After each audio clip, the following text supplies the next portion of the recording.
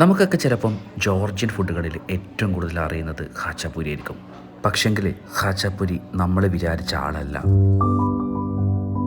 ജോർജിയക്കാരുടെ സ്വന്തം ഖാച്ചാപ്പൂരിക്ക് അവരുടെ നാട്ടിൽ പല മുഖങ്ങളാണ്. ഓരോ ഗ്രാമത്തിലും ഓരോ രീതിയിലാണ് ഉണ്ടാക്കുക. കഴിഞ്ഞ വീഡിയോയിൽ പറഞ്ഞ പോലെ പൂരി എന്ന് പറഞ്ഞാൽ ബ്രെഡാണ്, ഖാച്ച എന്ന് പറഞ്ഞു കഴിഞ്ഞാൽ ചീസാണ്.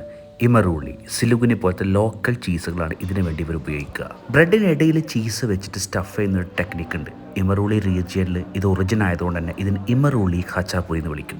നമ്മുടെ പിസ്സ പോലെ ചീസ് മുകളിലാണെങ്കിൽ അതിന് മറ്റൊരു പേരാണ് മിംഗ്രെലിയൻ ഖാച്ചാപ്പൂരി. ഇനി പുഴുങ്ങിയ മുട്ടി ചീസും നമ്മുടെ ഖാച്ചാപ്പൂരി സ്റ്റഫ് ചെയ്യുകയാണെങ്കിൽ അതിന് ഗുറൂളിന്നോ ഗൂറിയൻ ഖാച്ചാപ്പൂരി എന്നും വിളിക്കും. ഈ പപ്സ് പോലെ ഇരിക്കുന്നതാണ് നമ്മുടെ പെനോവാനി ഖാച്ചാപ്പൂരി. ബോട്ട് ഷേപ്പിലുള്ള മുട്ടയൊക്കെ പൊട്ടിച്ചൊഴിച്ച് ഒരു ബട്ടറൊക്കെ മുകളിൽ വെച്ച ഒരു ഖാച്ചാപ്പൂരി ഉണ്ട്, നമുക്കൊക്കെ അറിയാവുന്നത്. അതാണ് അജാരിയൻ ഖാച്ചാപ്പൂരി.